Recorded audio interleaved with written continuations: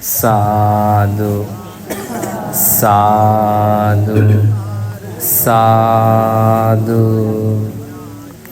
ඒ භාග්‍යවත් අරහත් සම්මා සම්බුදුරජාණන් වහන්සේගේ උතුම් සිරිපා කමලට අපගේ ගෞරව ආදර නමස්කාරය වේවා.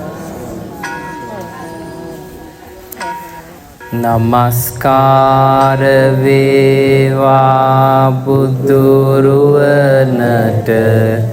සැමදා බුදු හිමි සරණ යමි. නමස්කාර වේවා ධම්රුවනට සැමදා සදහම් සරණ යමි. නමස්කාර වේවා සංඝරුවනට සැමදා මහා සංඝ සරණ යමි. නමස්කාර වේවා තුනුරුවනට සැමදා තිසරණ සරණ යමි. සාදු සාදු සාදු. ධර්ම විනය කියා දෙන පරම පූජනීය ගුරු දේවෝත්තම පින්වත් ලොකු ස්වාමීන් වහන්සේ ඇතුළු සියලු සංඝරුවනට නිදුක් නිරෝගී චිරජීවනය දීර්ඝායුෂ සම්පත් සැලසේවා කියන අදහස් තියෙනවා.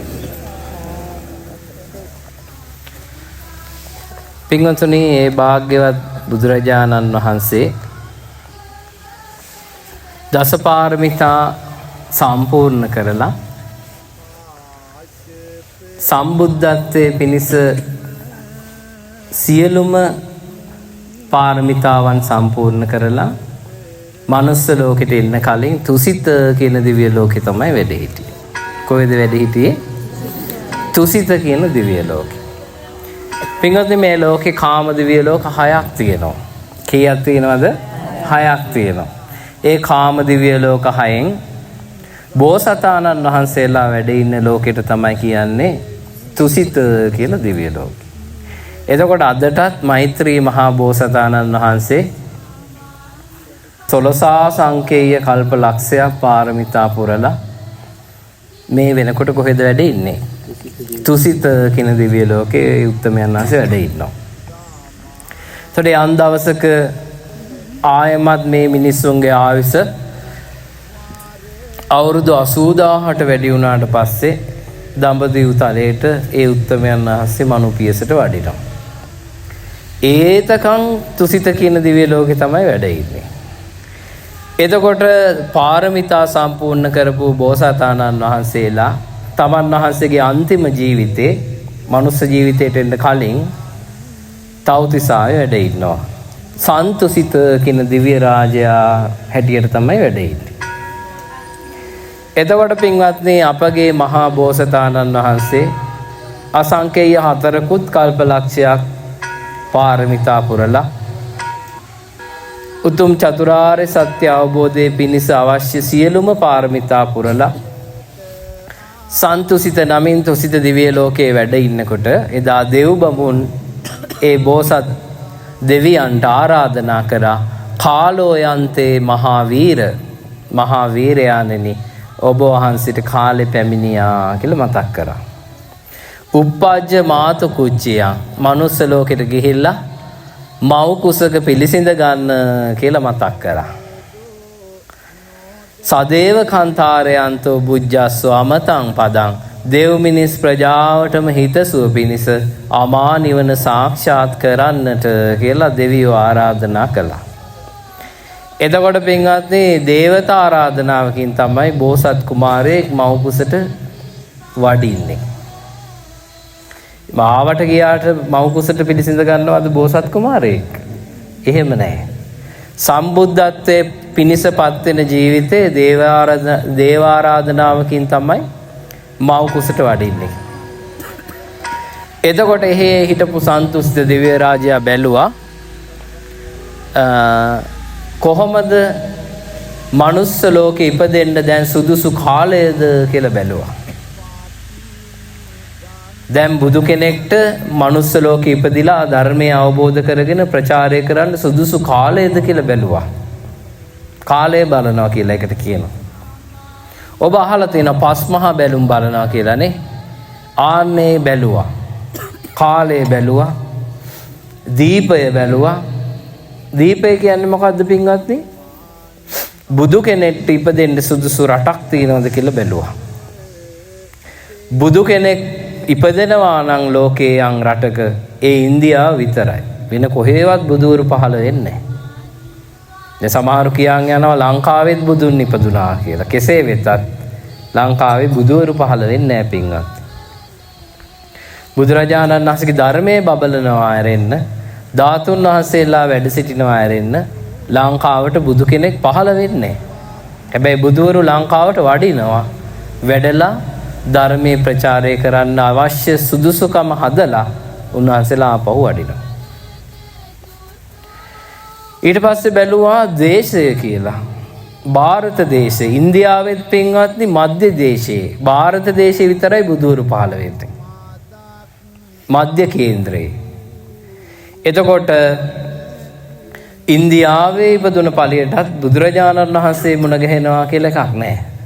මාක් නිසාදයක් බුදුරජාණන් වහන්සේ ඉන්දියාවෙත් පහළ වෙන්නේ මධ්‍ය දේශයේ විතරයි. ඒකට කියනවා ಭಾರತ දේශයේ දඹදිව් තලය. ඔය බුද්ධ ගයා භූමිය පිහිටන භූමියේ තමයි පින්වත්නි මේ ලෝකෙට බුදුවරු පහළ වෙන්නේ. ඉතින් බෝසත් කුමාරයා බෝසත් දෙවියන් තුසිත දිව්‍ය ලෝකෙ ඉඳලා බැලුවා දේශයක් තියෙනවා.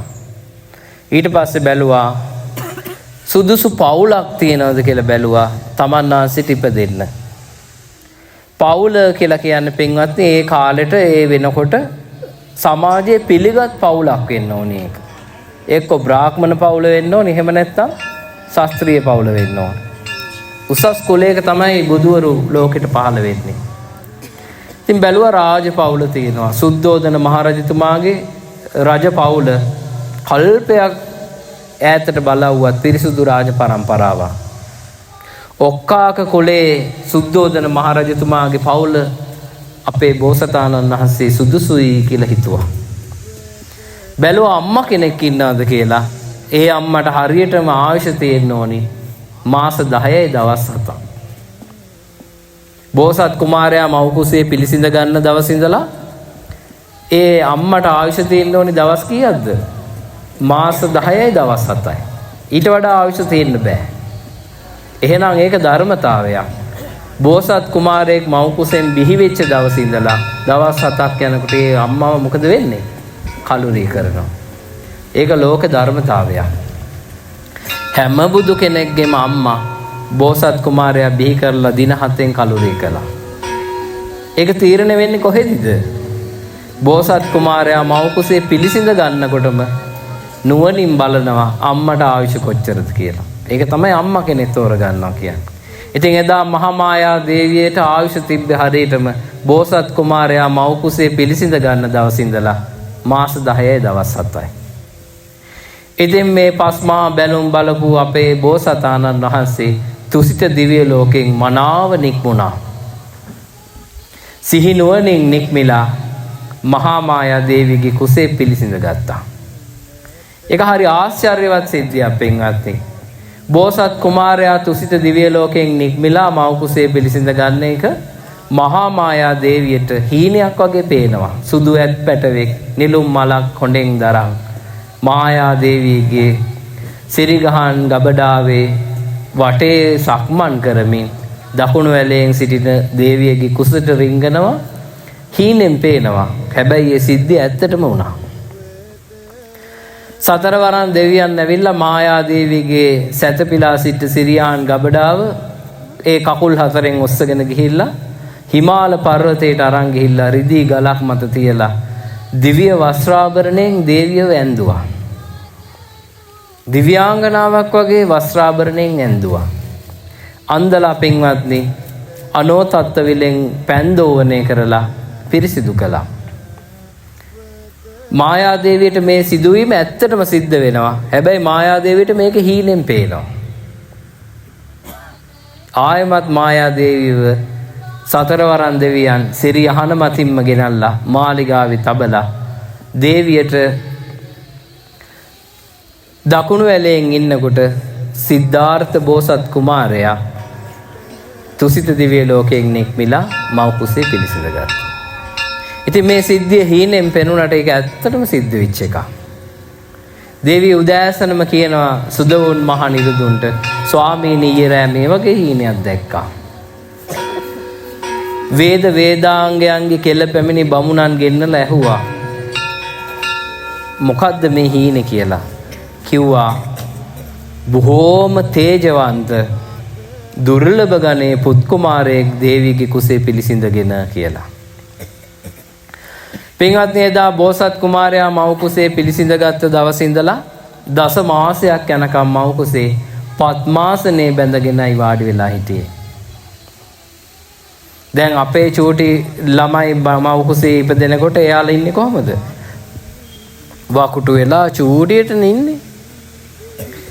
බෝසත් කුමාරයා මව් කුසේ පළඟක් බැඳගෙන පద్මාසනයෙන් වාඩි වෙලා ඉන්නේ පින්වත්. දේවියට කුස දිහා බලනකොට මව් කුසේ ඉන්න චූටි කුමාරයාව පේනවා.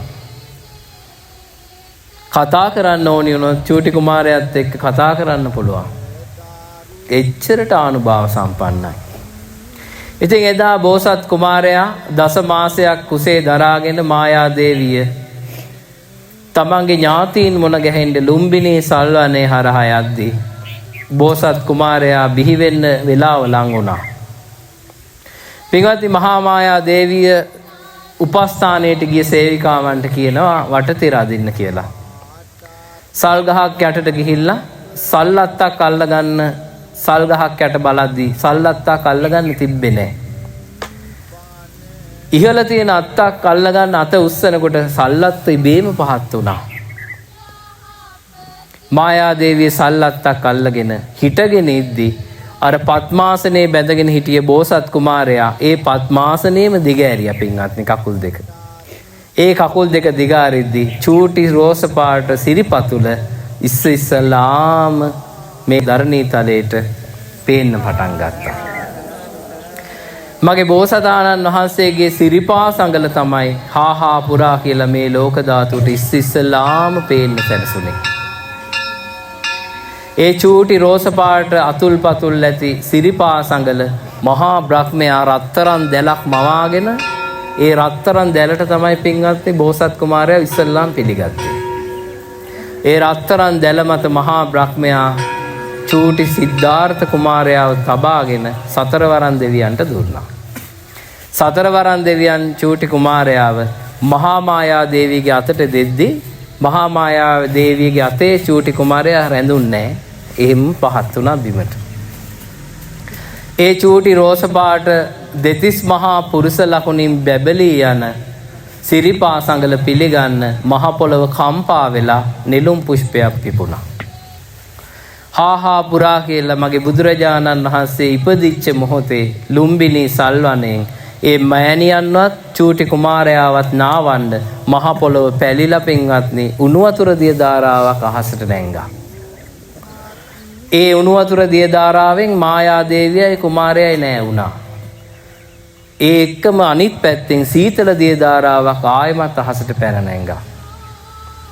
චූටි කුමාරයාවයි මෑණියවයි නෑ වුණා. නෙළුම් පුෂ්පයන් මත සත්පියවර තබමින් බෝසත් කුමාරයා නැගෙනහිර පැත්තට ඇවිදගෙන ගියා. නැගෙනහිර පැත්තට ඇවිදගෙන යන බෝසත් කුමාරයා නෙළුම් පුෂ්පය මත තමන් වහන්සේගේ සිරිපා සංගල තබමින් තනි ඇඟිල්ලක් උස්සගෙන අග්ගෝ හමස්මි ලෝකස්ස කියලා ප්‍රීති වාක්‍යයක් කිව්වා. ජෙට්ටෝ හමස්මි ලෝකස්ස මම චූටි වුණාට මම තමයි මේ ලෝකේ ඉන්න ජේෂ්ඨයා කියලා කිව්වා. සෙට්ටෝ හමස්මි ලෝකස්ස මම තමයි මේ ලෝකේ ඉන්න ශ්‍රේෂ්ඨම කෙනා කියලා කිව්වා. අයමන්තිමා ජාති මේක නම් මගේ අන්තිම උපතයි කියලා සිංහනාද කරා. ඒ සිංහනාදේ පින්වත්නි දෙව් බඹුන් සුර නර සියලු දෙනාගේ කන් පිනා ගියා. එදා බෝසත් සිඟිති පුතා ඉපදෙන දවසේ මේ ලෝකයේ යන්තා ගස් තිබෙනවාද ඒ සියලු ගස්වල මල් පිපුණා. යන්තාක් ඵල හැදෙනවාද ගස්වල ඒ සියලු ගස්වල ඵල ගස්වලින් ඉතිරි පැතිරි යන ආකාරයට සකස් වුණා. යන්තාක් මේ ලෝකේ සතුරෝ ඉන්නවාද ඒ සතුරෝ සියලු දෙනා මිතුරු වුණා. ණයාගේ ඇකේ මුගටියෝ සෙල්ලම් කළා.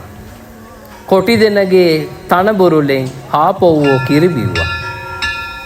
මේ ලෝකේ සියලු සත්වයෝ සුවපත් වුණා. ලෝකාන්තරික නරකයේ පවා ආලෝකවත් වුණා.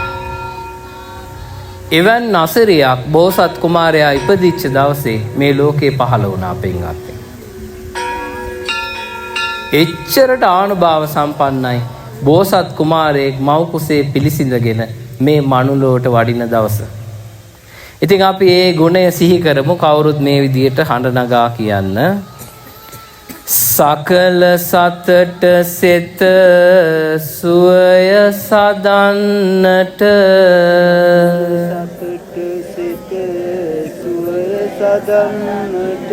සම්බුදු කෙනෙකු පන්නේ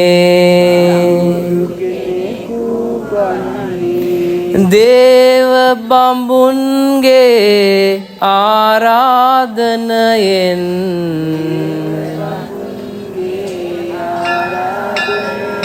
මනුපියසට වඩිමින්නේ සත්පියුමන් මත සිර පාතබමින්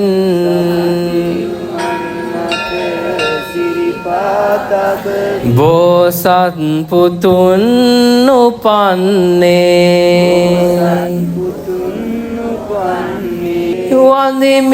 වඳිමි සම්බුදු සිරිපාදේ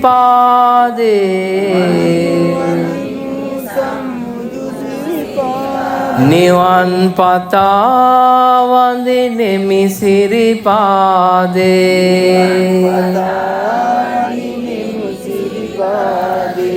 වැතිර වඳිමි සම්බුදු සිරිපාදේ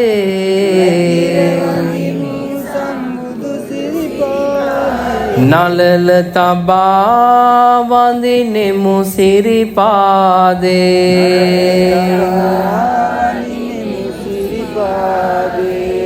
පින්වත්නි චූටි කුමාරයා ඉපදිච්ච මොහොතේ සියලු දෙනා සතුටටපත් වුණා.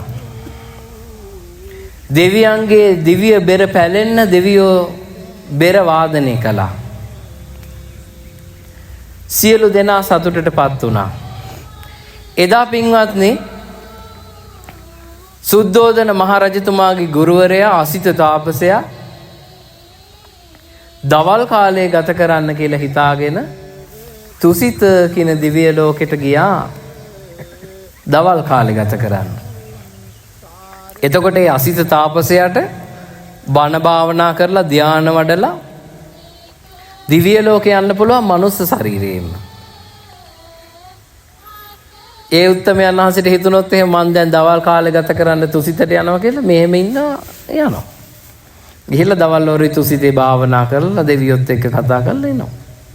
ඉතින් එදා හිතුණා ඒ අසිත තාපසයාට මං අද දවල් යනවා තුසිතට පොඩ්ඩක් ගිහිල්ලා එන්න කියලා ගියා. යනකොට පින්වත්නි දෙවියෝ දිව්‍ය නාදරි කරනවා. වීණා වාදනය කරනවා. දිව්‍ය බෙර පැලෙනකන් බෙර ගහනවා. එකම මගුල් උත්සවයක් වගේ කෑ ගහනවා. දිව්‍ය සලුපිලි කරකවමින් නටනවා. කවදාවත් අසිත තාපසයා ඉච්ඡර දෙවිවරු සතුටු වෙනවා දැකලා තිබ්බේ නැහැ. අසිත තාපසයා අහනවා පින්වත් දෙවිඳුනේ ඇයි මේ මෙච්චර සතුටටපත් වෙන්නේ මොකද කියලා. ඊට පස්සේ දෙවියන් කියනවා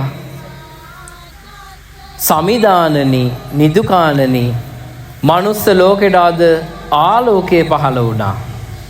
මනුස්ස ලෝකයේ අද ආලෝකය පහළ වුණා. මොකද්ද කියලා ඇහුවා. නිදුකාණනි අද මනුස්ස ලෝකයට අනාගතේ බුද්ධත්වයට පත් වෙන බෝසත් සිඟිති කුමාරයා උපන්නා. ඒ සතුටයි අපි මේ සමරන්නේ කියලා කිව්වා. එහෙම කියපු ගමන් අසිත තාපසයා වහාම මනුස්ස ලෝකෙට ආවා. ඉක්මනට ඇවිල්ලා බැලුවා මනුස්ස ලෝකේ කොහෙද චූටි කුමාරයා උපන්නේ කියලා. බලනකොට දැක්කා සුද්ධෝදන මහරජතුමාගේ දේවියට දාව ලුම්බිනී සල්වනේ චූටි කුමාරයා ඉපදිලා.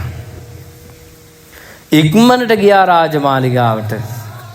රාජමාලිගාවට ගිහිල්ලා සුද්ධෝදන මහරජතුමාගෙන් ඇහුවා ස්වාමීනි සිඟිත්තෙක් උපන්නද කියලා ඇහුවා. ඊට පස්සේ සුද්ධෝදන මහරජතුමා කිව්වා ස්වාමීනි ගුරුදේවයන් වහන්සේ මාගේ දේවියට චූටි කුමාරයෙක් බිහි වුණා කියලා කිව්වා. බලන්න පුළුවන්ද මට ඒ සිඟිත්තව කියලා ඇහුවා. එහෙමයි ස්වාමීනි කියලා සුද්ධෝදන මහරජතුමා චූටි කුමාරයාව අරගෙන අසිත තාපසයා ළඟට අරගෙන ආවා.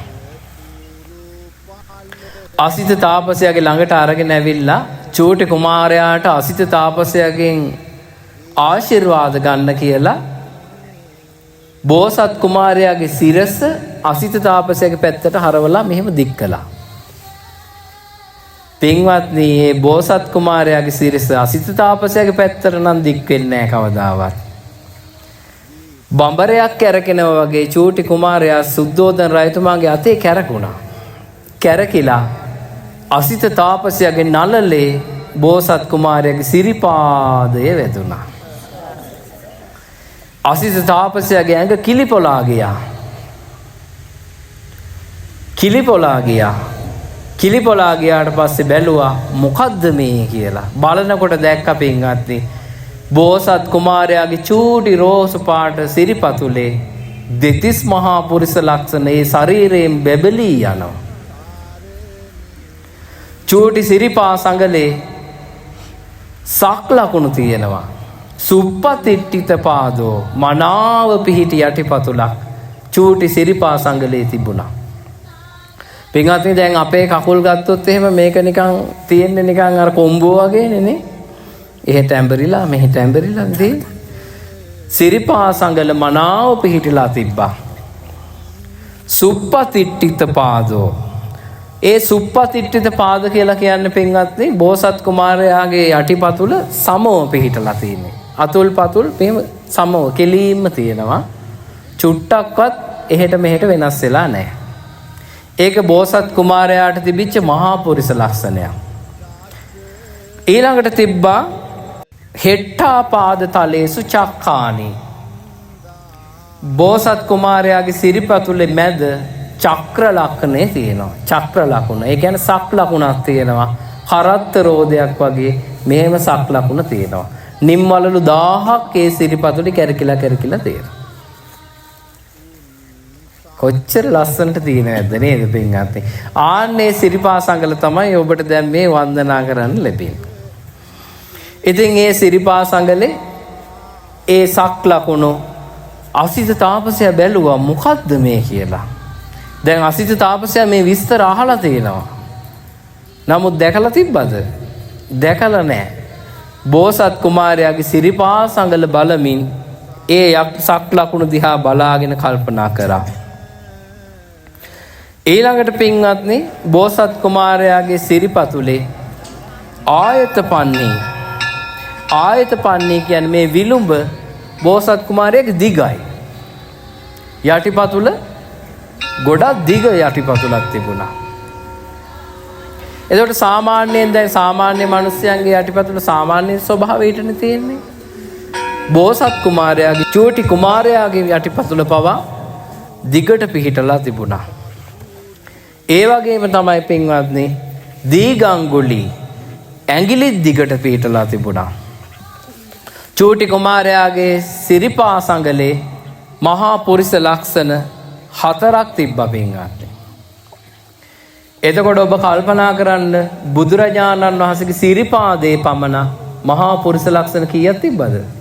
4ක් තිබ්බා.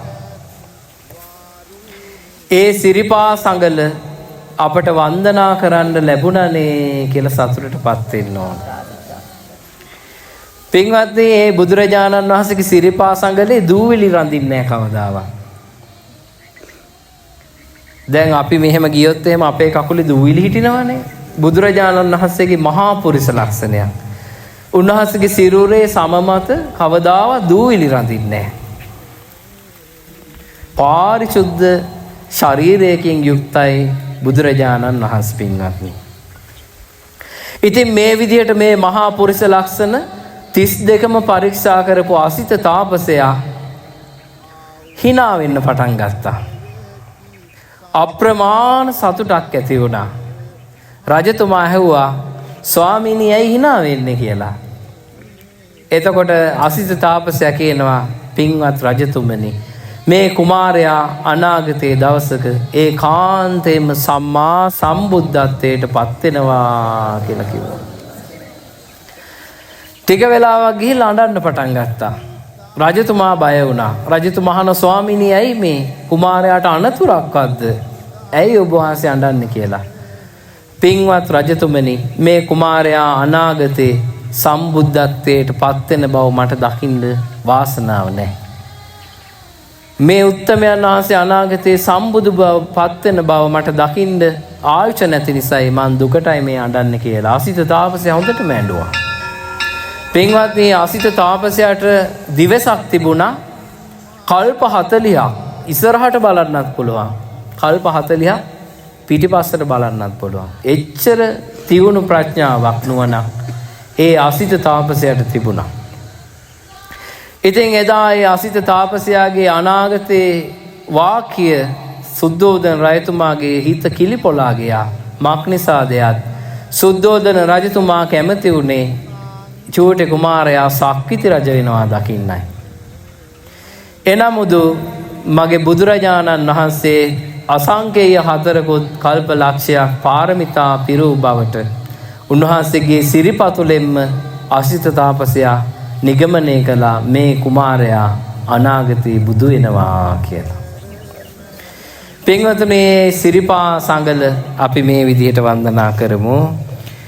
මහා පුරිස් ලකුණින් බබලන්නේ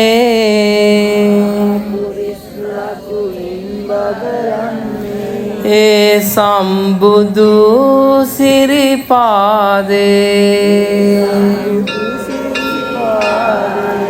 අටෝරාසියක් මංගල ලකුණින්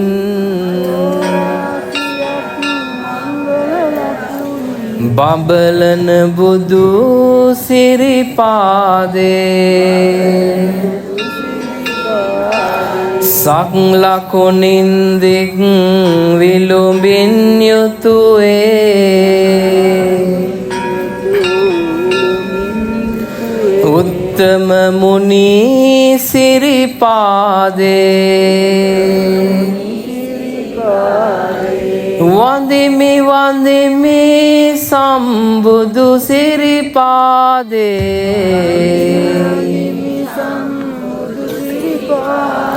නිවන් පතා වන්දිනෙමු සිරිපාදේ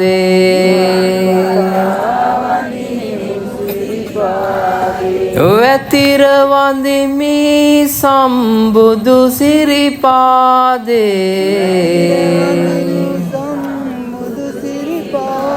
නලල තබා වන්දිනෙමු සිරිපාදේ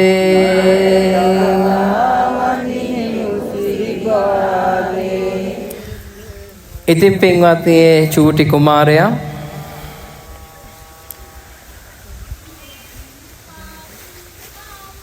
ඒ විදිහට අසිත තාපසයාගේ සුරතින් ආයමත් සුද්ධෝදන රජතුමාගේ අතට දුන්නට පස්සේ අසිත තාපසයා ඒ චූටි සිරිපා සඟල නලල තබා වන්දනා කළා. එතකොට පින්වත්නි, අසිත තාපසයා කියලා කියන්නේ ඒ කාලේ හිටපු ජේෂ්ඨම තාපසයා.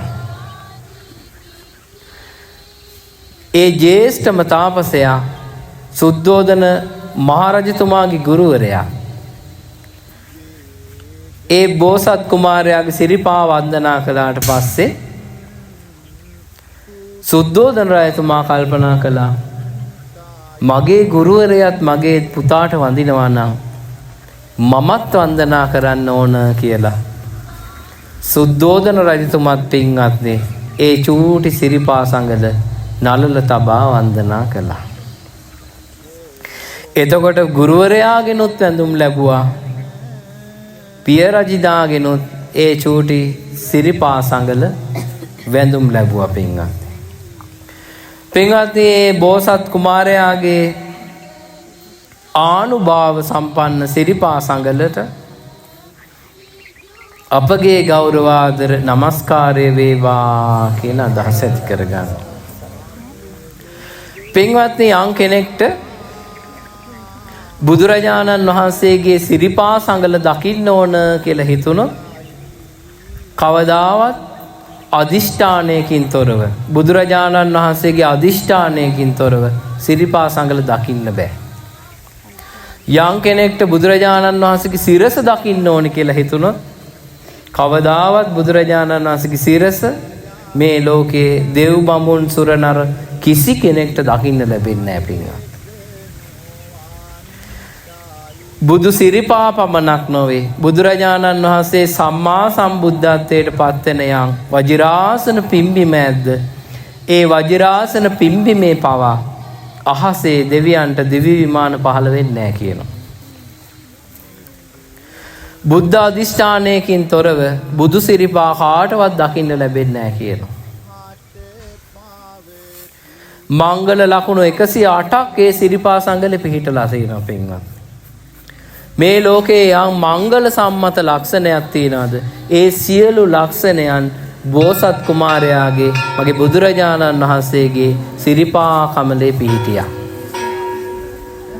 එතකොට මේ ලෝකේ යම් මංගල ලක්ෂණ මංගල සම්මත යම් කටයුත්තක් ඔබ සිදු කරනවාද ඔබ හිතින් හිතාගෙන සිරිපා සංගල වන්දනා කරලා ඒ කටයුතු පටන් ගන්න පින්වත්. එහෙම නැතුව දැන් අපි ඔය කියන විදිහට නැගත් බල්ලා කේන්දර බල්ලා ඕව කරා කියලා මං හිතන්නේ යහපතක් සැලසෙයි කියලා. මොකද පින්වත්නි බුදු සිරිපා යට තමයි මේ ලෝකේ යම් මංගල සම්මත ලක්ෂණ තියනවාද ඒ සියල්ලම තිබ්බේ. නිම්මලලු 1000කින් කැරකියේ ගිය මග්ගල ලක්ෂණ 108කින් යුක්ත ඒ බුදු සිරිපා ඔබ සිහි කරමින් ඔබට යම් මංගල ලක්ෂණ කටයුත්තක් කරන්න ලැබෙනවද ඒ කාන්තයෙන් සුබ වෙනවා ඒක. ඉතින් පින්වත්නි ඔබ හිත හිතා සතුටටපත් වෙන්න ඕනි. දහස් ගණන් පියවර තබමින් බුදු සිරිපා මමත් මේ කඳු මුදුනට නැගලා වන්දනා කරගත්තනේ කියලානේ. බලන්න පින්වත්නි දැන් කෙනෙක් මේ බුදු සිරිපා වන්දනා කරන්න පහළ ඉඳලා උඩ කන්ද මුදුනට කොච්චරනම් අඩි තියාගෙන නගිනවද? පියවර දහස් ගණන් තියලා නගිනවා. එක බුදු සිරිපා කමලක් වන්දනා කරන්න. අපි පියවර දහස් ගණන් තියෙනවා. ඒ බුදුරජාණන් වහන්සේගේ එක සිරිපා සංගලක් වන්දනා කරන්න පියවර දහස් ගණනක් තබාගෙන ඔබ යම්සේ නගිනවාද ඔබගේ කෙලෙස් පින්වත්නි ගෙවිලා යනවා. මක් නිසාදයක් වීතරාගී අමා නිවන සාක්ෂාත් කර උත්තම ගුණ දරා වැඩ සිටින මුනිසිරිපා වඳින්න ඔබ යම් ආකාරයක වෙහෙසටපත් වෙනවාද ඒ ඔබේ ගෙවෙන්නේ පින්වත්නි රැස් කරපු කෙලෙස් ගෙවිලා යන්නේ ඔබේ සසරේ. ඔබ හිත හිතා සතුටටපත් වෙන්න බුදුරජාණන් වහන්සේගේ සිරිපා වන්දනා කරන්න මම දහස් ගණන් පියවර තබමින් කඳු මුදුනට නගෙමින් ඒ උත්තම සිරිපා වන්දනා කළ පින් බලෙන් මට අමා මහ නිවනම සැනසෙන්න ලැබේවා කියන අදහස ඇති කරගන්න පින්වත්නි. පිය රජින්දුන්ගෙන් ගුරු දෙවිඳුන්ගෙන්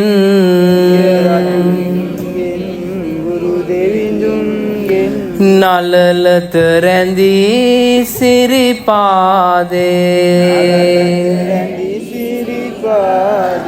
පිය රජින්දුන්ගේ ගුරු දෙවිඳුන්ගේ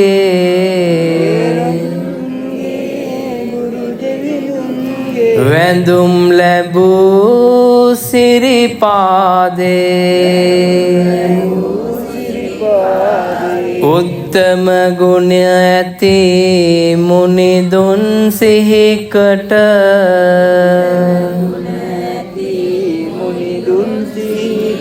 වඳිනෙමු බුදු සිරිපාදේ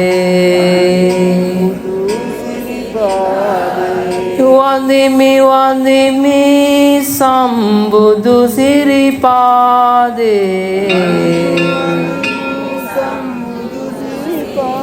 නිවන් පතා වඳිනෙමි සිරිපාදේ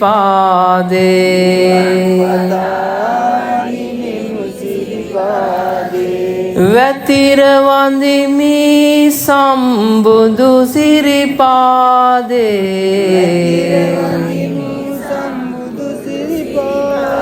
නලල තබා වඳිනෙමු සිරිපාදේ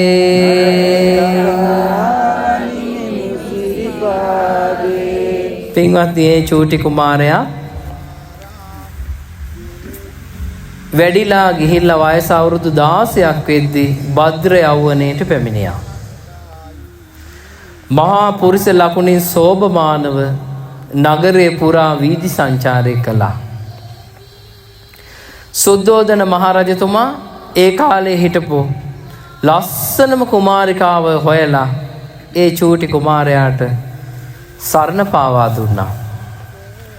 පින්වත්නි බෝසත් කුමාරයා ඉපදිච්ච දවසේම තමයි යශෝදරා මහ උත්තමාවියත් මේ ලෝකයට ඉපදුනේ. අපේ බෝසත් කුමාරයාගේ අතිනත ගන්න යශෝදරා කුමාරිය සසරේ පෙරුම්දම් පිරුවා. ඉතින් ඒ දේවිය සරණ පාවාගෙන ගිහි ජීවිතේ බොහෝම සුවසේ වාසය කළා. එහෙම වාසය කරමින් පින්වත්නි බොහෝ කාලයක් ගත වුණා. අවුරුදු 13ක් ගියාට පස්සේ චූටි කුමාරයෙක් ඉපදෙන පෙර ලකුණු පහළ වුණා. එදා බෝසත් කුමාරයා උයන් කෙලියට ගිහිල්ලා ආපහු එද්දි දැක්කා මහල්ලෙක් දැක්කා. පින්වත්නි මහල්ලා කියලා කියන්නේ ඇත්තටම එදා ඒ දෙවි කෙනෙක් හිටියේ. බෝසත් කුමාරයාට දෙවි කෙනෙක් හොඳටම වයසට ගිය කෙනෙක් විදිහට මැවිලා පේන්න පටන් ගත්තා. චාන්න ඇමතිගෙන් ඇහුවා චාන්න අර කවුද? ස්වාමීනි ඔය වයසට ගිය කෙනෙක්. මම මීට කලින් දැකලා නෑනේ කිව්වා. මමත් මේ විදිහට වයසට යනවද කියලා ඇහුවා. එහෙමයි ස්වාමීනි කිව්වා. වයසට යන බවෙන් නම් මේ තරුණකම නිමා වෙන්නේ මේ තරුණ ජීවිතයට නින්දා වේවා කියලා නින්දා කළා. ආයමත් මාස 3කට පස්සේ තමයි උයන් කෙලියට ගියේ. එදා දැක්ක හොඳටම ලෙඩ විච්ච කෙනෙක්. දෙවි කෙනෙක් ලෙඩෙක් වගේ පේන්න හිටියා. චන්න අර කවුද කියලා ඇහුවා. ස්වාමීනි ඔය ලෙඩෙක් කිව්වා. මමත් ලෙඩ වෙනවද කියලා ඇහුවා. ඔව් කිව්වා. මගේ තාත්තත් අම්මත් ලෙඩ වෙනවද කියලා ඇහුවා. ඔව් කිව්වා. නිරෝගීකම අවසන් වන්නේ ලෙඩවීමෙන් නම් මේ නිරෝගී බවට නින්දා වේවා කියලා නින්දා කළා. ආයමත් මාලිගාවට ගියා. එදා උයන් කෙලියට ගියේ නැහැ. ආයමත් මාස 3කට පස්සේ උයන් කෙලියට යද්දී මරණයක් කරේ තියාගෙන යනවා. 4 දෙනෙක්. තව පිරිසක් අඬාඬ පස්සෙන් යනවා. චාන අර මොකද්ද කියලා ඇහුවා. ස්වාමීනි ඔය මරණයක් කිව්වා. මොකද්ද මේ මරණයක් කියන්නේ කියලා ඇහුවා. ස්වාමීනි මේ ජීවිතේ යම් දවසක අපට අතාරින්න වෙනවා. එතකොට මැරුණා කියලා කියනවා කිව්වා. මමත් මැරෙනවද ඇහුවා. ඔව් කිව්වා. මගේ අම්මා තාත්තා මල්ලිලා මැරෙනවද කියලා ඇහුවා. දේවිය මැරෙනවද ඇහුවා. මැරෙනවා කිව්වා. ජීවිතේ අවසන් වන්නේ මරණයෙන් නම් මේ ජීවිතයට නින්දා වේවා කියලා ගෙදර ගියා. ඉතින් මේ විදිහට කලකිරීමෙන් ඉන්නකොට සුද්ධෝදන මහ රජතුමා ඇහුවා චන්න ඇමතිගෙන් චන්න මොකද මේ අපේ කුමාරයා මූණ එල්ලගෙන ඉන්නේ කියලා. කිව්වා ස්වාමීනි මේ කුමාරයා පහුගිය ටිකේම දැක්කා කිව්වා. ලෙඩ්ඩු දැක්කා කිව්වා. වයසට ගිය උන්දලා දැක්කා කිව්වා. අද මනමිනියකුත් දැක්කා කිව්වා. එහෙනම් ඉතින් මේ කුමාරයාව සනසවන්න අර නාට්‍යාංගනාව ටික ගන්න කිව්වා ලෑස්ති කරලා. ඉතින් මොකද කරේ? නාට්‍යාංගනාව ටික අරගෙන බෙර ගහලා නටවලා තිබ්බා. ආයමත් මාස 3ක් යනකොට කුමාරයාට ඉතින් අමතක වෙලා ගියා මේ විස්තරේ. ආයෙත් උයන් කෙලියට යද්දි ස්වාමීන් වහන්සේ නමක් වඩිනවා. චන්න අර කවුද කියලා ඇහුවා. ස්වාමීනි අර කලින් දැක්ක වයසට යෑමට මරණයට ලෙඩවීමට විසඳුමක් ඔය හොයන්නේ කිව්වා. ෂා මටත් හොඳයි ඒක කියලා හිතට ගියා. හරි සතුටෙන් ගෙදර ආවා. සුද්ධෝදන මහරජතුමා ඇහුවා මොකද මේ අද කියලා. කිව්වා මෙහෙම හාමුදුරුවෝ නමක් දැක්කා. අප්පා එහෙනම් අදත් නටවපන් කිව්වා අර නැන්ටෝ ටික. ඊට පස්සේ නැටෙව්වා තමයි. මේ ගෑනු ටිකට නිින්ද ගියා. කට කෙල පෙරාගෙන කබ කඩාගෙන නිදි. රෑ මැද කුමාරයා හැරිලා බලද්දී අර නාට්‍යාංගනාවට හොඳටම නිදි. ඇඳුම් ගැලවිලා සමහරුන්ගේ. කොණ්ඩ ටික යක්ෂණියෝන්ගේ වගේ. දන්නවනේ ඉතින්නේ නිින්ද ගියාම. ඔව්. බැලුවා බලනකොට සඳලු තලේ සිරියහනේ යශෝදරාවන් චූටි කුමාරයා බිහි කරලා සිරියහන් ගබඩාවට ඇතුල් වෙන දොර විවෘත කරලා බැලුවා. බලනකොට චූටි කුමාරයා ඇකේ තුරුළු කරගෙන යශෝදරාවන් සැතපීලා. ඉඹින් නැත්තම් මේ කුමාරයාව කියලා සිතුවිල්ලක් ඇති වුණා කියනවා. ඒ සිතුවිල්ල එතනම দমনය කරා කියනවා මම මේ කුමාරයා ඉඹින්න ගියොත් දේවියට ඇහැරෙනවා. මට ගමනක් යන්න තියෙනවා. ඒක යන්න බැරි වෙනවා කියලා. රාහුලං ජාතෝ බන්ධනං ජාතා කියලා ගාතාවක් කියලා ආපහු හැරුණා. හැරිලා පින්වත්නි චන්න ඇමතිට කතා කරලා කිව්වා චන්න ගමනක් යන්න තියෙනවා. එදා ආශ්‍යාගේ පිටේ නැගලා චන්න ඇමතිට කිව්වා චන්න යන් කියලා. සුද්ධෝදන මහරජතුමාගේ මාලිගාවේ එක ගේට්ටුවක 1000ක් ඉන්නවා කියනවා මොරකාරයෝ. එදා ඒ ගේට්ටු එකක්වත් ලොක් කරලා නැහැ. ඉබේම ඇරිලා. කිසිම බාධාවකින් තොරව බෝසත් කුමාරයා අසුපිටින් මාලිගාවෙන් නික්මුණා. අනෝමා ගන්තීරේ ළඟට ගිහිල්ලා අනෝමා ගඟෙන් එගොඩ වෙලා චන්න ඇමතිට කිව්වා චන්න මෙතනින් එහාට මං තනියෙන් යනවා. මේ රාජ වස්ත්‍රාභරණ සියල්ල ඔබට බාරයි කියලා සියල්ල දුන්නා. මගුල් කඩුවෙන් උන්වහන්සේගේ සිරසේ තිබිච්ච කේශ කලාපය කැපුවා. ඒ කේශ කලාපය කපනකොට පින්වත්නි සියලුම කෙස් අඟලක් ඉතුරු වෙන්න කැපුණා කියනවා. ඒ කෙස් ටික අහසට දාද්දි සක්දෙවිඳු රන් කනඩුවක් මවාගෙන ඇවිල්ලා ඒ කේශ කලාපය ඒ රත්තරන් කනඩුවට අරගෙන තවුදිසා දිව්‍ය ලෝකේ සෑයක් කරලා අදටත් වන්දනා කරනවා. එදා ඒ අවසන් වරට දරාගෙන හිටිය ගිහි වස්ත්‍ර යුගල ගලවලා අහසට දැම්මා. ගටිකාර බ්‍රහ්ම රාජයා රන් කරඬුවක් මවාගෙන ඇවිල්ලා ඒ වස්ත්‍ර යුගල පිළි අරගෙන සලුමිනිසෑයේ බ්‍රහ්ම ලෝකේ අදටත් වන්දනා කරනවා. පින්වත්නි එදා අටපිරිකරයක් ලබා දුන්න ගටිකාර බ්‍රහ්ම රාජයා ඒ බෝසත් කුමාරයා අබිනික්මන් කරද්දී සිවුරු පිරිකර ලබා දුන්නා. කාන්තක අස්සයා පින්වත්නි මගේ බෝසත් කුමාරයාගේ සිරිපා සඟල ලෙව කෑවා.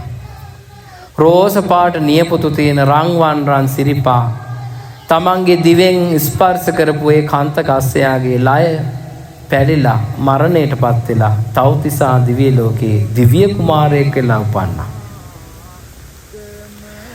ඒ සිරිපා සංගල ලෙව කාපු පින් බලෙන් දිව්‍ය කුමාරයෙක් කියලා උපන්න පින්වත්. ඒ රන්වන් සිරිපාදේ තමයි ඔබට වන්දනා කරන්න ලැබුණේ කියලා සතුටටපත් වෙන්න ඕන. ඊට පස්සේ පින්වත්නි මගේ බෝසත් කුමාරයා 6 වසක් දුෂ්කර ක්‍රියා කරලා නේරංජරා ගඟෙන් එගොඩ වෙලා එදා සොත්තිය බමුණා දුන්න කුසතන මිටි අරගෙන වෙසක් පුන් සඳක් නැගෙන දවසක ආයමත් වජිරාසන පිම්බීමට වැඩම කළා. පින්වත්නි බුදුරජාණන් වහන්සේලා උදෙසාම පිහිටන භූමිය දඹදිව් තලේ වජිරාසන පිම්බීම දුටුව ගමන් හිතුණා මෙතන හොඳයි මට භාවනා කරන්න කියලා. අතුපතර විහිදෙන බෝධීන් වහන්සේ නමක් දැක්කා. ඒ උතුම් බෝධීන් වහන්සේ දැක්ක ගමන් හිතුණා මෙතන තමයි හොඳම තැන කියලා. පළඟක් බැඳගෙන වාඩි වුණා. මගේ මේ සම්මස් නහර වේලිලා ගියොත් වේලිලා ගියාද? ඇට ඇතුරු වුණොත් ඉතුරු වේදින්. යම් පුරුෂ වීරියකින් පුරුෂ පරාක්‍රමයකින් අවබෝධය කළ යුතු යම් නිවනක් ඇද්ද? ඒක සාක්ෂාත් කරන්නේ නැතුව නම් නැගිටින්නේ නැහැ කියලා අදිෂ්ඨාන කරා. පින්වත්නි මේ අදිෂ්ඨානයට කියනවා වජ්‍රමය අදිෂ්ඨානයක් කියලා. ඉතින් එවැනි අදිෂ්ඨානයකින් යුතු බෝසත් කුමාරයා දසමාර සේනාව පරාජයට පත් කරලා එදා වෙසක් පුන්සඳ නැගී එන රාත්‍රියේ උදෑසන ලෞතුරා සම්බුද්ධ රාජ්‍යයට පත් වුණා. පින්වත්නි ඒ බෝසත් කුමාරයා සම්බුද්ධත්වයට පත් වෙලා ටික කාලයක් ගියාට පස්සේ කාළුදායි මහා අමාත්‍යයා සුද්ධෝදන මහරජතුමාගේ පණිවිඩයක් අරගෙන බුදුරජාණන් වහන්සේව කිඹුල්වත් නුවරට වඩම්මවන්න ගමන් කළා. රාජ අමාත්‍යවරු 9009ක් ගියා. එක්කෙනෙක්ටවත් බුදුරජාණන් වහන්සේ වඩම්මන් එන්න බැරි වුණා. අන්තිමට කාළුදායි අමාත්‍යයා ගිහිල්ලා තමයි කරුණු කියලා මගේ බුදුරජාණන් වහන්සේ වෙදා මාලිගාවට කැඳාගෙන ආවේ. එදා පින්වත්නි යොදුන් 60ක ගමනක් බෝසත් කුමාරයා සම්බුද්ධත්වයට පත් වෙලා බුදුරජාණන් වහන්සේ නමක් විදිහට ආයමත් මාලිගාවට වැඩියා. යශෝදරාවන් බලාගෙන හිටියා. බුදුරජාණන් වහන්සේ ඈතින් වඩිනවා මහරහතන් වහන්සේලා 1250ක් පිරිවරාගෙන. සාරිපුත්ත මොග්ගල්ලාන මහරහතන් වහන්සේලා පිරිවරාගෙන බුදුරජාණන් වහන්සේ සංඝ පිරිවර මැදින් පුන් සඳක් වගේ වඩිනකොට යශෝදරා සඳළු තලයේ ඉඳලා රාහුල කුමාරයාට මේ විදිහට කිව්වා සඳළු තලේ සිටි යශෝදරාවන්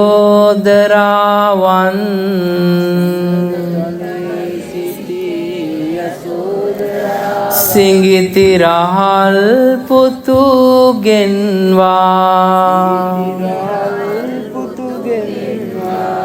රන් පාටින් බබලන සිරිපා දැක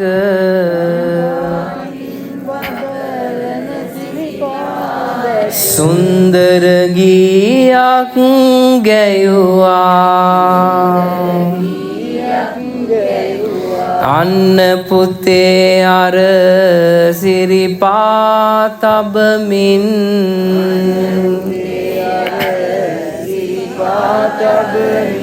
බුදු සමිඳුන්නේ වඩිනා වන්දිමි වන්දිමි සම්බුදු සිරිපාදේ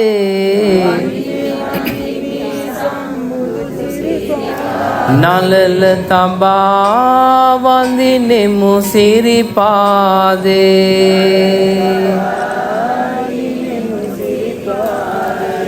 වැතිර වන්දිමි සම්බුදු සිරිපාදේ නිවන් පතා වඳිනෙමු සිරිපාදේ.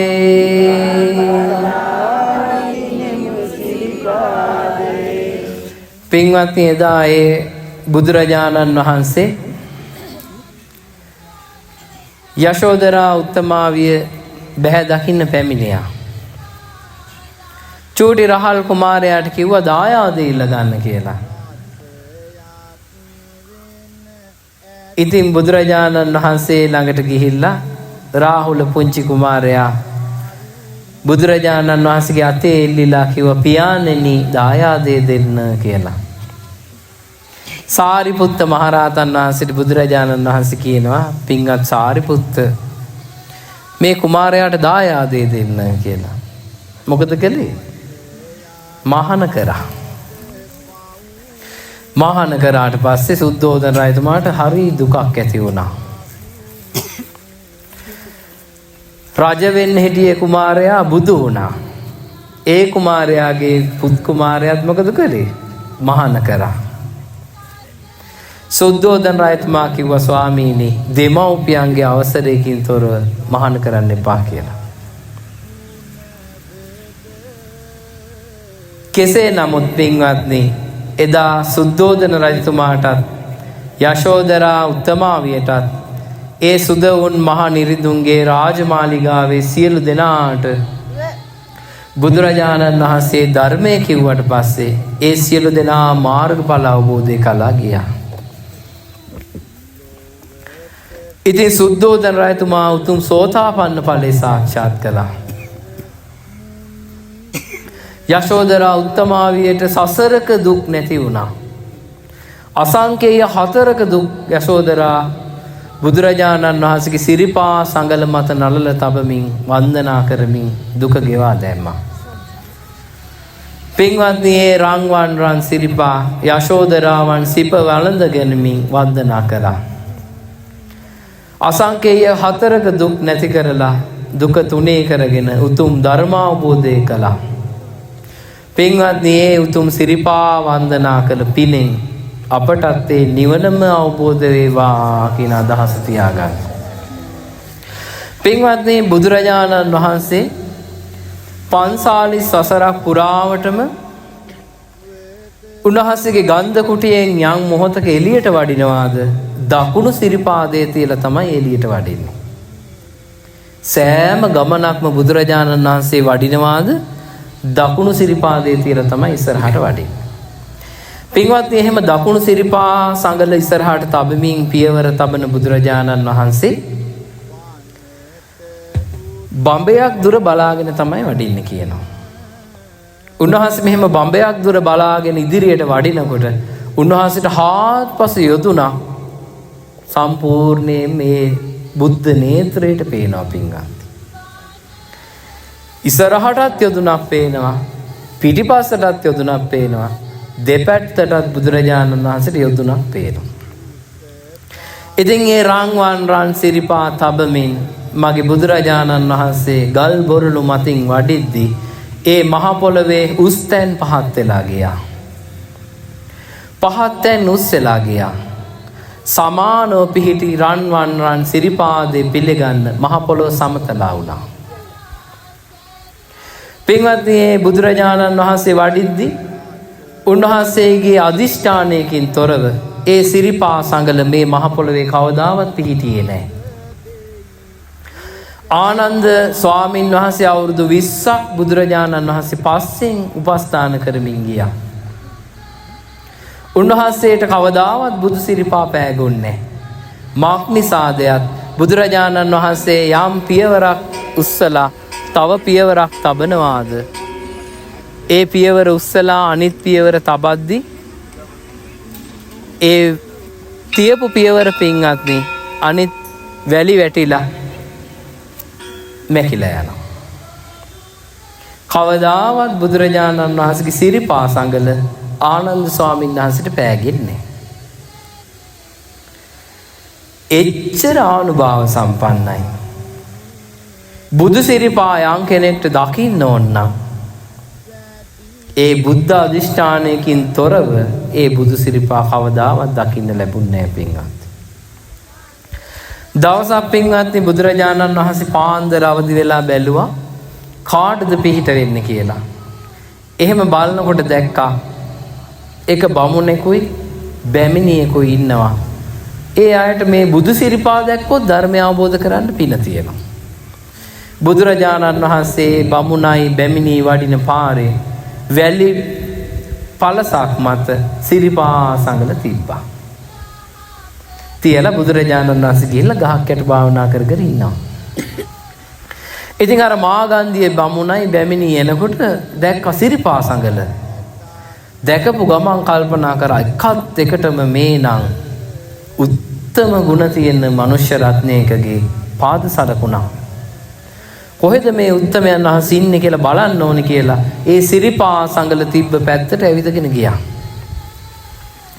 යනකොට මගේ බුදුරජාණන් වහන්සේ ගහක් යට සමාධි සුවයෙන් වැඩ ඉන්නවා දැක්කා.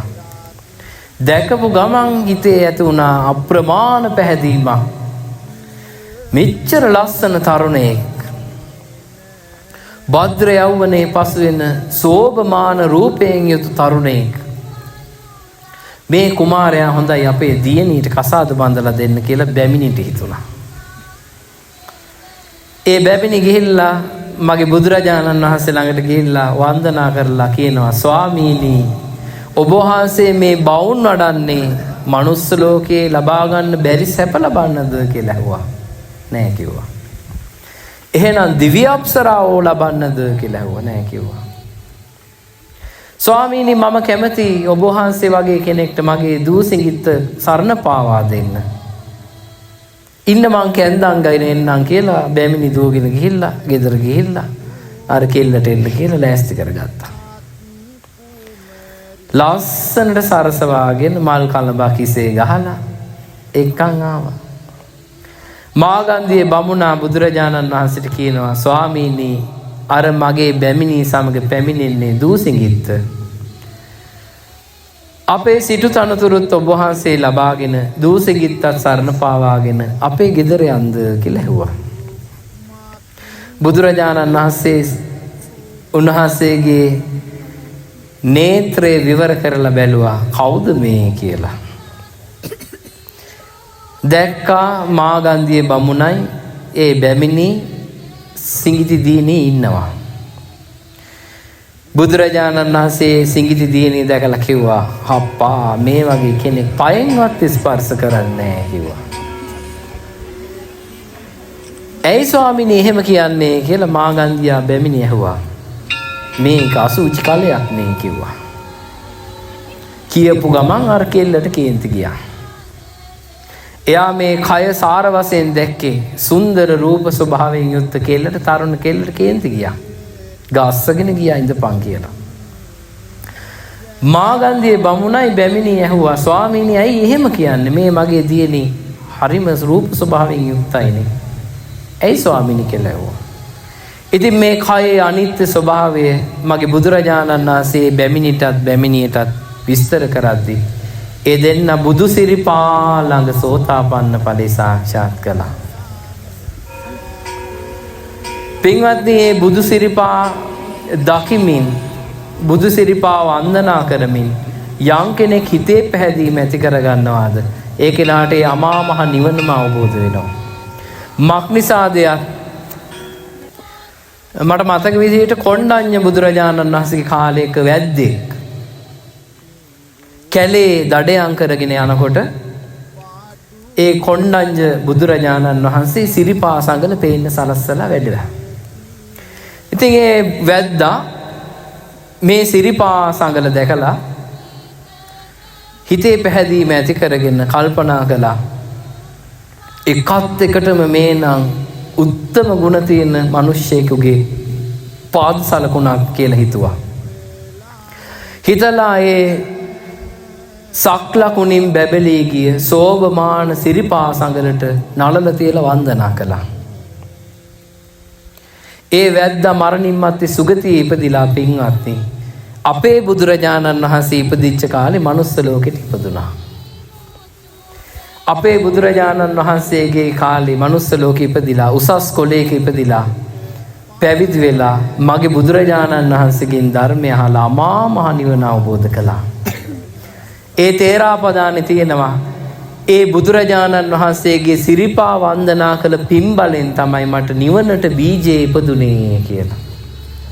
ඉතින් ඔබ හිත හිතා සතුටටපත් වෙන්න මගේ බුදුරජාණන් වහන්සේගේ රන්වන් සිරිපාදේ මමත් අද වන්දනා කරගත්තනේ කියලා සතුටටපත් වෙන්න ඕනේ පින්වත්නි.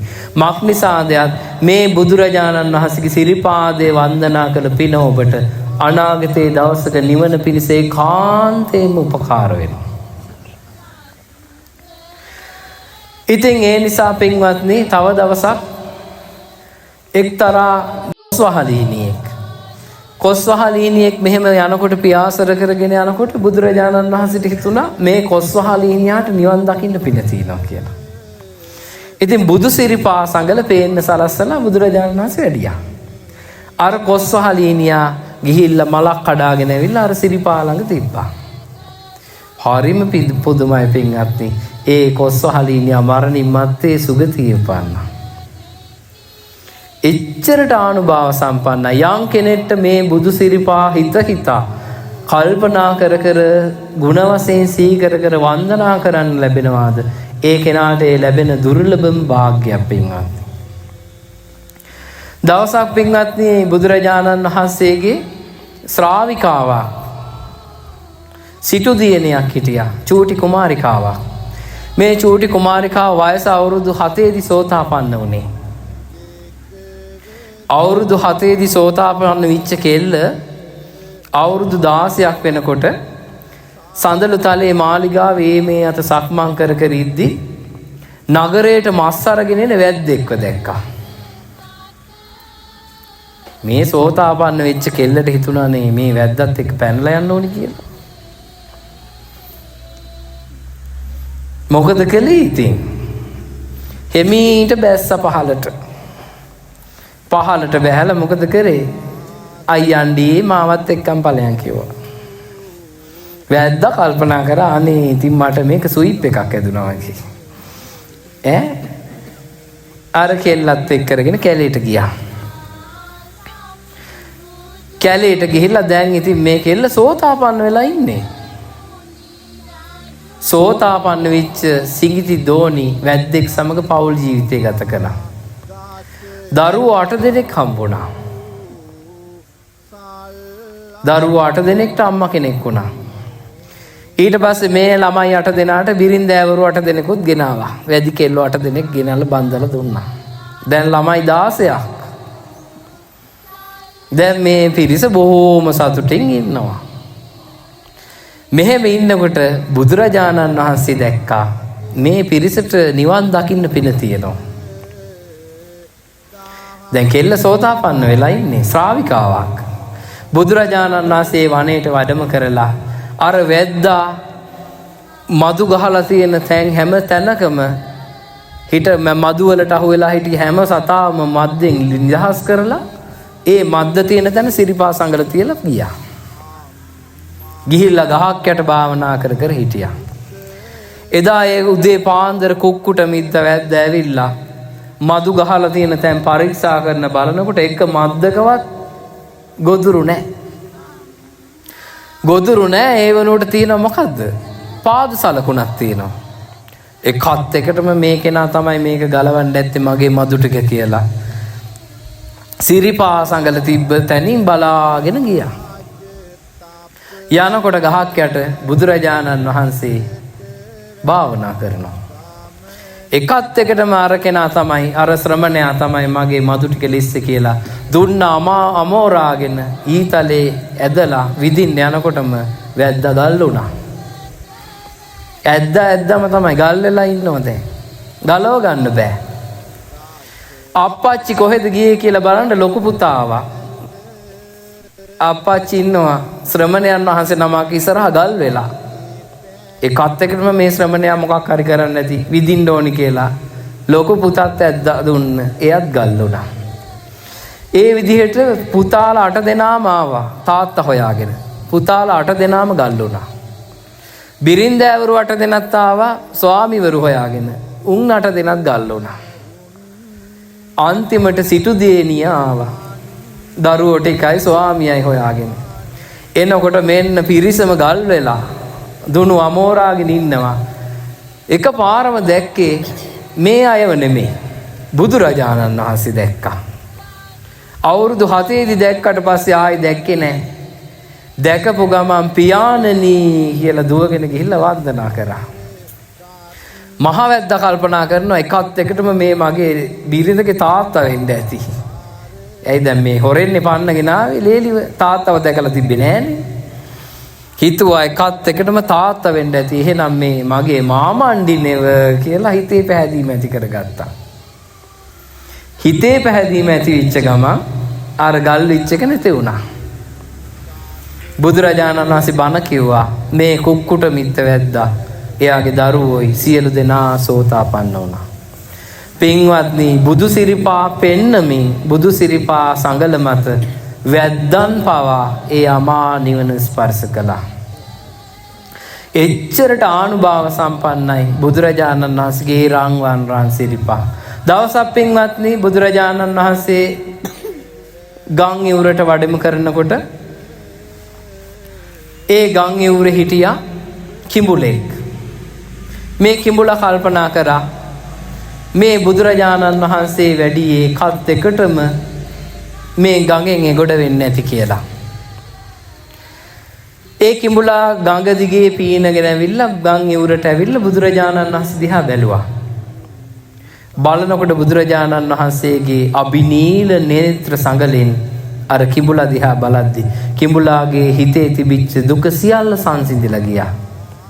කිඹුලට හිතුණා අනේ මේ බුදුරජාණන් වහන්සේව මාගේ පිට මතින් ඒ ගොඩට වඩම්ම කරන්න තිබ්බනම් කියලා හිතුණා.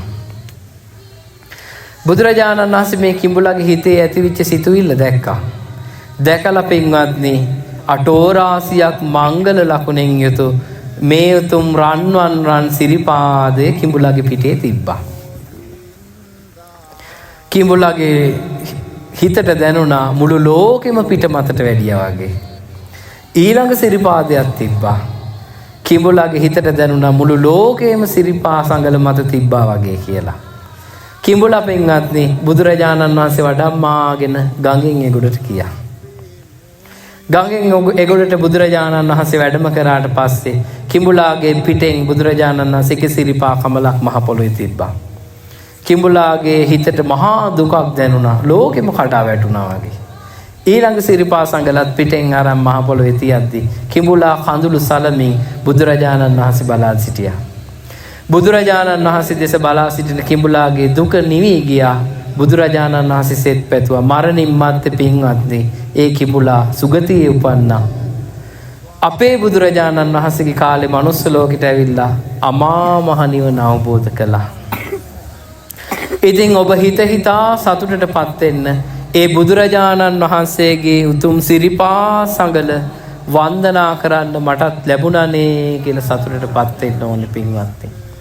එදා පින්වත්නි මේ බුදුරජාණන් වහන්සේ උතුම් ධර්මයේ දේශනා කරමින් අමාවැසි වස්සවමින් මේ දඹදිව් තලයේ පුරා සිසාරා වඩින අතරේ පුන්න මහරහතන් වහන්සේ බුදුරජාණන් වහන්සේට ආරාධනා කළා. ස්වාමීනි භාග්‍යතුන් වහන්සේ ඔබ වහන්සේගේ රන් සිරිපාදය මේ මකුලකාරාමේ මක්කම දැන් ඔබ ඔය යන්නේ මුස්ලිම් අය යන්නේ මක්කම කියලා ආන්නේ එහෙ සුණාපරන්ත දේශේ මකුලකාරාමේ ඔබ වහන්සේගේ මේ සිරිපා සංගල තියන්න කියලා ආරාධනා කළා. ඔබේ කතාව අහලා තියෙනවා. පුන්න මහරහතන් වහන්සේ අරහත්ත්වයට පත් වෙන්න කලින් පින්වත්නි බුදුරජාණන් වහන්සේ ළඟට ගිහිල්ලා කියනවා ස්වාමීනි මම වස්වසන්න යන්න කැමති සුණාපරන්තයට කියලා කිව්වා. ඊට පස්සේ බුදුරජාණන් වහන්සේ කියනවා ආහා පුන්න සුණාපරන්තයට යන්න එපා. හේ මහා දරුණු මිනිස්සු ඉන්නේ කිව්වා. ඒ ගියොත් ඔයාට හොඳටම මේ මිනිස්සු බණී කිව්වා. අනේ ස්වාමීනි බැන්නට කමන්නේ මට මේ මිනිස්සු ගහන එකක් නෑනේ කිව්වා. නෑ කියන්න බෑ කිව්වා. මේ මිනිස්සු හරි දරුණුයි. ඔබ වහන්සේට ගහයි කිව්වා. අනේ ස්වාමීනි ගැහුවට කමක් නෑ. ඉතින් මගේ අතපය කපන එකක් නෑනේ කිව්වා. නෑ කිව්වා. අතපයත් කපයි කිව්වා. අනේ ස්වාමීනි ඉතින් අතපය නම් කැපුවට කමක් නෑ. මාව මරණ එකක් නෑ නේ කිව්වා. නෑ කිව්වා. සමහර විට ඔබ වහන්සේව මරා දමාවි කිව්වා. එතකොට පුන්න ස්වාමීන් වහන්සේ කියනවා ස්වාමීනි එහෙනම් මම සතුටටපත් වෙනවා. මට නොමිලේම සුගතියට යන්න අවස්ථාව ලැබුණා කියලා කිව්වා. බුදුරජාණන් වහන්සේ වදාලා පුන්න ඔයා එහෙ යන්න කිව්වා. ඒ පුන්න ස්වාමීන් වහන්සේ පින්වත්නි සුණාපරන්තයට ගිහිල්ලා ඒ වස් කාලේ ඉවර වෙද්දී 500ක් ඒ දරුණු මිනිස්සු මාර්ගඵල අවබෝධ කළා. බොහෝ පිරිසක් ධර්ම අවබෝධය කරා. ඉතින් ඊට පස්සේ බුදුරජාණන් වහන්සේ සුණාපරන්තයට වැඩම කරපු මොහොතේ ඒ පුන්න මහරහතන් වහන්සේ බුදුරජාණන් වහන්සේට ආරාධනා කළා. ස්වාමීනි භාග්‍යතුන් වහන්සේ ඔබ වහන්සේව සිහි වෙන්න මේ ප්‍රදේශයේ ඔබ වහන්සේගේ සිරිපා සංගල තබන්න කියලා ආරාධනා කළා. ඊට පස්සේ පින්වත්නි මගේ බුදුරජාණන් වහන්සේ දා පුන්න මහරහතන් වහන්සේගේ ආරාධනාවෙන් යෝනකපුරේ ඒ කියන්නේ මකුලක මක්කම කියලා දැන් ඔබ කියන ස්ථානයේ බුදුරජාණන් වහන්සේගේ උත්තම සිරිපා සංගල පිහිටා වදාලා. ඊට පස්සේ පින්වත්නි එදා බුදුරජාණන් වහන්සේ එදා එහෙ ඉඳලා වඩින ගමන් නර්මදාවේ ගම් තීරේ නර්මදා නදියේ බුදුරජාණන් වහන්සේ නාගයන්ගේ ආරාධනාවෙන් ඒ රන් සිරිපාදය වැල්ල මත පිහිටියා පින්වත්නි. අදටත් ඒ නර්මදා නදියේ වැල්ල මත ඒ සිරිපා සංගල තියෙනවා. එක වෙලාවකට රත්තරණින් ඒ සිරිපා සංගල වැසී යනවා. තව වෙලාවකට මැණික් වලින් ඒ සිරිපා සංගල වැසී යනවා. තවත් වෙලාවක නාගයන්ගේ දිව්‍ය මදාරා කඩුපුළු මල් වලින් ඒ සිරිපා සංගල වැසී යනවා. අදටත් දෙව් බඹුන් නාගීන් නර්මදා නදියේ වැලිපුවරුව මත තියෙන රන් සිරිපාදේ වන්දනා කරනවා. ඊට පස්සේ පින්වත්නි එදා ඒ නර්මදා නදියේ සිරිපා සංගල තිබ්බ බුදුරජාණන් වහන්සේ එතනින් අහසට පැන නැගලා 500ක් මහරහතන් වහන්සේලා සමගින් වඩිනකොට සච්චබද්ද පර්වතේ සච්චබද්ද තාපසයා මගේ බුදුරජාණන් වහන්සේට ආරාධනා කළා. ස්වාමීනි භාග්‍යතුන් වහන්සේ මාගේ මේ සච්චබද්ද පර්වතේ ඔබ වහන්සේගේ සිරිපා සංගල තබන්න කියලා ආරාධනා කරා. පින්වත්නි අද ඔබ අහලා ඇති ඒ අද සච්චබද්ද පර්වතය කියලා කියන්නේ කොහෙටද? තිරුපති කෝවිලට. දැන් ඔය ඉන්දියාවේ අපේ අය යන්නේ තිරුපති වඳින්න යනවා කියලා යනවා නේද? ආන්ගේ තිරුපති කෝවිල තමයි අද. එදා සච්චබද්ද පර්වතේ සච්චබද්ද තවුසා හිටපු තැන. ඉතින් ඒ උත්තම සිරිපාදය මගේ බුදුරජාණන් වහන්සේ සච්චබද්ද පර්වතයේ තම්පත් කළා. පින්වත්නි මේ සියල්ලම බලාගෙන හිටපු සමිද්දි සුමන නාරජතුමා මණියක්කිත නාරජතුමා එදා ජේතවනාරාමයට වැඩම කළා. ජේතවනාරාමයට වැඩම කරලා බුදුරජාණන් වහන්සේට ආරාධනා කළා කැලණියට වඩින්න කියලා. එදා ඒ මණියක්කිත නාරජතුමා සමිද්දි සුමන නාරජතුමා ඇතුළු සියලු දෙනා බුදුරජාණන් වහන්සේට ආරාධනා කළා කැලණියට වඩින්න කියලා. ඉතින් එදා ඒ කැලණියට වඩිද්දී බුදුරජාණන් වහන්සේ ජනප්‍රවාදයෙන් එනවා කැලණි ගඟේ ගම් පතුලෙත් බුදුරජාණන් වහන්සේගේ උතුම් රන් සිරිපාදේ තැන්පත් කරලා තියෙනවා කියලා පින්වත්නි. එදා ඒ කැලණියට වැඩිය මොහොතේ 500ක් මහරහතන් වහන්සේලා සමගින් බුදුරජාණන් වහන්සේ වැඩ ඉද්දී මේ උතුම් සුමන සමන් ගිරිහිසට අධිග්‍රෝහිත සුමන සමන් දෙවියන් මේ සිද්ධියම බලාගෙන හිටියේ. ඉතින් ඒ සුමන සමන් දෙවියන් බුදුරජාණන් වහන්සේට ආරාධනා කරා ස්වාමීනි භාග්‍යතුන් වහන්සේ නර්මදා නදියේ තැබූ රන් සිරිපාදය මකුලකාරාමේ තැබූ ඔබ වහන්සේගේ රන් සිරිපාදය සච්චබද්ද පර්වතයේ තබන්නා වූ යම් සිරිපා සංගලක් ඇද්ද ස්වාමීනි භාග්‍යතුන් වහන්සේ මාගේ විමානයේ ගිරිහිස මත ඔබ වහන්සේගේ ඔය රන් සිරිපාදයේ තබන්න කියලා සුමන සමන් දෙවියන් ආරාධනා කළා. ඉතින් ඒ දේව ආරාධනාවෙන් පින්වත්නි 500ක් මහරහතන් වහන්සේලා පිරිවරාගෙන මේ උතුම් සමන්ත ගූට පර්වතයට බුදුරජාණන් වහන්සේ වැඩම කරමින් අහසින් වැඩම කරමින් උතුම් සමන්ත ගිරිහිසේ රන්වන් රන් සිරිපාදය ඉන්දුනිල් මණිකක් මත තමයි පින්වත්නි පිහිටලා තියෙන්නේ. එතකොට මේ සිරිපා සඟල සිරිපා කමලේ පින්වත්නි ඉන්දුනිල් මණික මත බුදුරජාණන් වහන්සේගේ වාම සිරිපාදය උතුම් සුමන සමන් දෙවියන්ගේ ආරාධනාවෙන් තැන්පත් කළා. ඉතින් ඔබ හිතා සතුටටපත් වෙන්න මේ උතුම් රන්වන් රන් සිරිපාදය මටත් අද නළල තබමින් වන්දනා කරන්න ලැබුණනේ කියලා සතුටටපත් වෙන්න ඕනේ. අර්මදාවෙනා රජුගේ විමනේ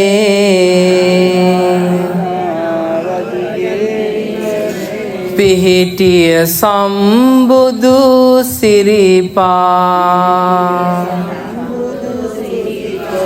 මිනිකැට වන්නෙත් නැති නාරජිදුන්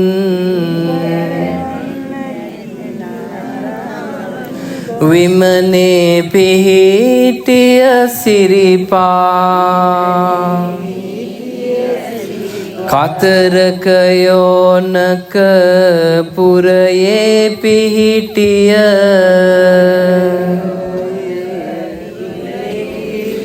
බබලන රන්වන් සිරිපා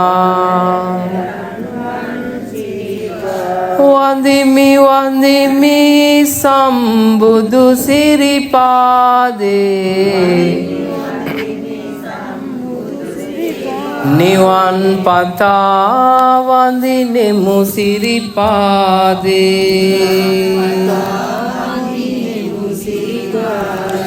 වැතිර වඳිමි සම්බුදු සිරිපාදේ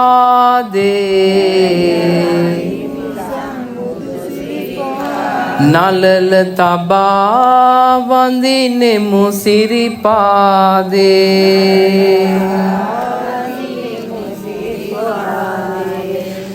පින්වත්නි ඊට පස්සේ බුදුරජාණන් වහන්සේ පුරා වසර 45ක් පුරාවට ඒ රන්වන් රන් සිරිපා සඟල තබමින් දඹදිව් තලයේ පුරා සිසාරා වැඩම කරමින් අමාවැසි වැස්සුවා. පින්වත්නි එදා බුදුරජාණන් වහන්සේ අංගුලිමාල දරුණු සොරා දමනය කරන්නට රන්වන් රන් සිරිපා සඟල තබමින් කැලේට වැඩම කරා. පින්වත්නි එදා බුදුරජාණන් වහන්සේ දැක්කා අංගුලිමාල අරහත්වයට පින තියෙන කෙනෙක්. යම් හේකින් මව ඝාතනය කරොත් ඒ පින අහිමි වෙලා යනවා. උන්වහන්සේ වෙහෙස නොබලා සිරිපා සඟල තබමින් අංගුලිමාලයන් දමනය කරන්න වැඩියා.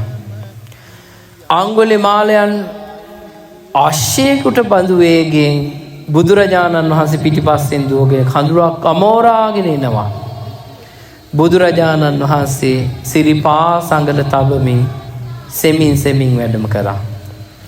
අංගුලිමාල යොදුන් 30ක් දුර දිව්වා කියන පින්වත්නි බුදුරජාණන් වහන්සේ පස්සේ.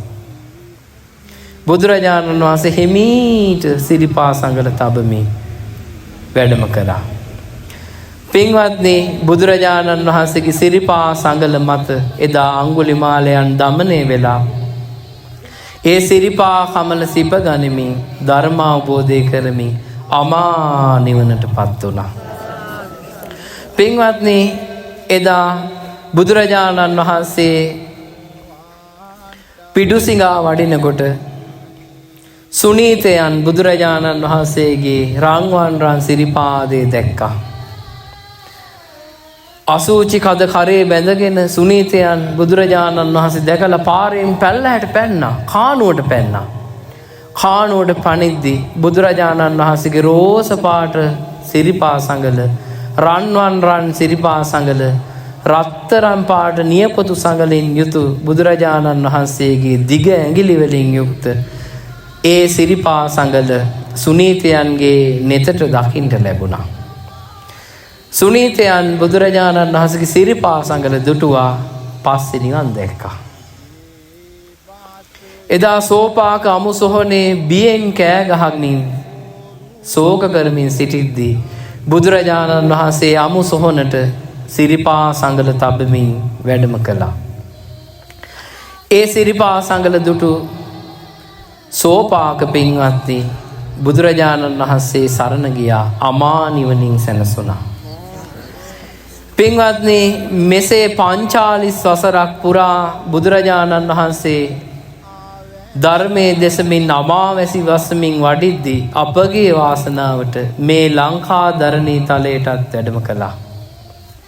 මහියංගන පුණ්‍ය භූමියට පින්වත්නි එදා බුදුරජාණන් වහන්සේ වැඩම කරලා ඒ උතුම් රන් සිරිපාදේ මහියංගන භූමියේ තබද්දී ඒ භූමිය කම්පා වුණා.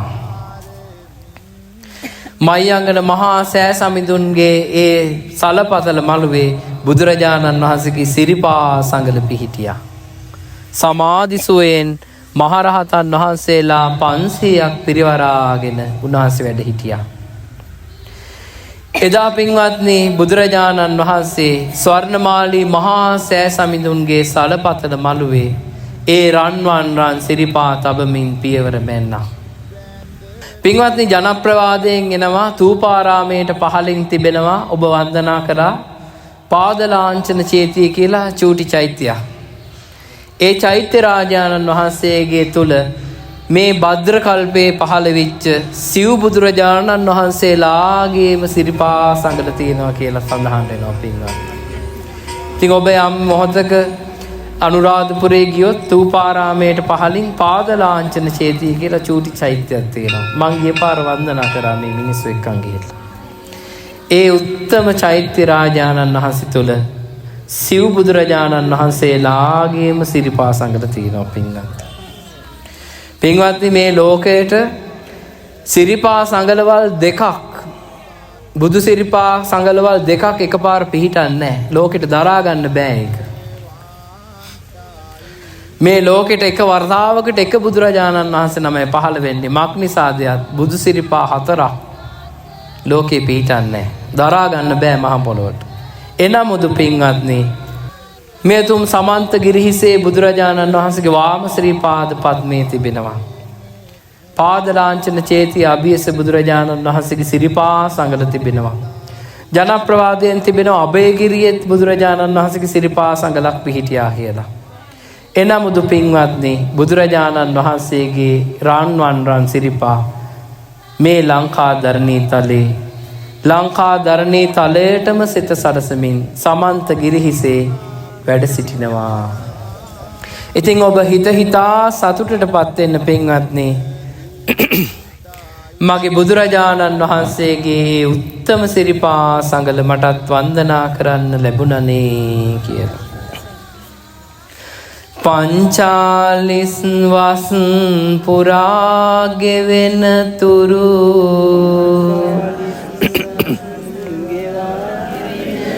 ලොව සතසන සිරිපාදේ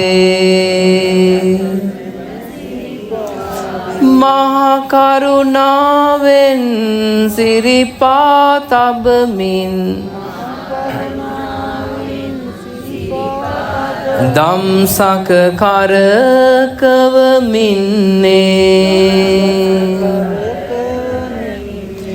දම්සක කරකවමින් අප මුනිදුන්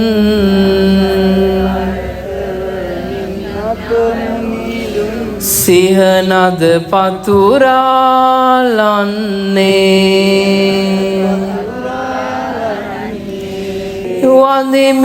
වඳිමි සම්බුදු සිරිපාදේ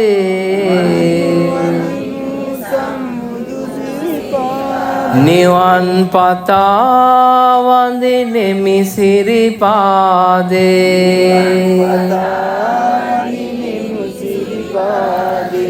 වැතිර වඳිමි සම්බුදු සිරිපාදේ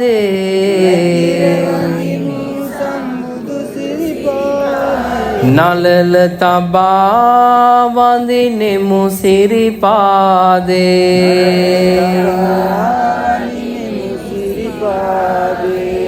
පින්වත්නි මේ බුදුරජාණන් වහන්සේ පුරා වසර 45ක් පුරාවට ධර්මයේ කියමින් වඩින අතරේ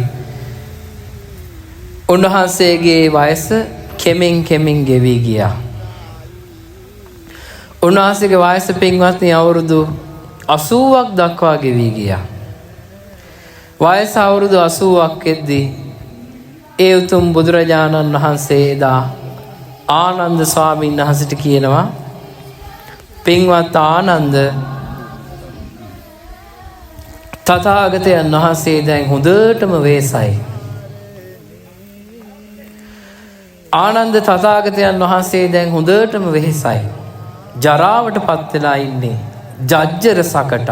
තථාගතයන් වහන්සේගේ ශරීරයේ හරියට දැන් දි รา ගියපු කරත්තයක් වගේ කියලා. ඉතින් පින්වත්නි, එදා ආනන්ද ස්වාමීන් වහන්සේ සමගින් බුදුරජාණන් වහන්සේ උපවර්තන ශාල වනයේට වඩිනකොට ආනන්ද ස්වාමීන් වහන්සේට බුදුරජාණන් වහන්සේ වදාලා, පින්වත් ආනන්ද, තථාගතයන් වහන්සේට පිපාසයි, පැන් අරන් එන්න කියලා. ඉතින් ආනන්ද ස්වාමීන් වහන්සේ කකුත්තා නදිය ළඟට ගිහිල්ලා බලද්දි ඒ කකුත්තා නදිය හරහා ගෑල් 500ක් ගිහිල්ලා වතුර හොඳටම බොර වෙලා තිබ්බේ. ආනන්ද ස්වාමීන් වහන්සේ හිස් පාත්‍රය අරගෙන බුදුරජාණන් වහන්සේ ළඟට ඇවිල්ලා කිව්වා, ස්වාමීනි, කකුත්තා නදියේ පැන් බොර වෙලා තියෙන, ස්වාමීනි ඉස්සරහට ගිහිල්ලා පැන් වළඳමු කියලා. බුදුරජාණන් වහන්සේ වදාලා, ආනන්ද පිපාතෝස්මි ආනන්ද පිවිසාමි. ආනන්ද මට පිපාසයි, පැන් අරන් එන්න කියලා. ආයමත් බුදුරජාණන් වහන්සේ දෙවෙනි වතාවට ආනන්ද ස්වාමීන් වහන්සේ පැන් අරන් එන්න යද්දී ඒ පැන් පිරිසුදු වෙලා බබලමින් තිබුණා පින්වත්. ඉතින් එදා බුදුරජාණන් වහන්සේ ආනන්ද ස්වාමීන් වහන්සේ දීපු පැන් වළඳලා උපවර්තන ශාල වනයේට වැඩම කරලා එදා පින්වත්නි පිරිනිවනට බුදුරජාණන් වහන්සේ වැඩම කරන්න සූදානම් වුණා. ඉතින් එදා ඒ පිරිනිවනට වදින්න සූදානම් වෙච්ච මොහොතේ උපවර්තන ශාල වනයේ පින්වත්නි මල්ල රජදරුවන් බුදුරජාණන් වහන්සේට සැතපෙන්න රන් වන් ආහාරයට යහනක් නිර්මාණය කළා. ඒ යහන මත බුදුරජාණන් වහන්සේ වැඩ ඉඳමින් උන්වහන්සේ පිරිනිවනට වැඩියා. පිරිනිවනට වැඩම කරලා පින්වත්නි උන්වහන්සේ වැඩ ඉද්දී ඒ රන් දෙන පින්වත්නි සග්දෙවිඳුන් ආදාහනය කරන පරිද්දෙන් සූදානම් කළා. සේද පටල 500කින් බුදුරජාණන් වහන්සේගේ ශරීරය වෙලලා සිවුරු 500කින් ශරීරය වෙලලා සූදානම් කරා. නමුත් පින්වත්නි බුදුරජාණන් වහන්සේගේ ශරීරයේ චිතකයට ආදාහනය කරන්න බැරි වුණා. එදා දෙවියන් පරසතු මදාරා මල් ඉසමින් බුදුරජාණන් වහන්සේට පූජා කරා. සෑම ගසකම මල් පිපිලා බුදුරජාණන් වහන්සේට පුද පිණිස තැන්පත් වුණා. එදා පින්වත්නි දිව්‍ය ලෝකයේ දෙවිවරු විශාල මල් ගෙනල්ලා බුදුරජාණන් වහන්සේට පූජා කරා.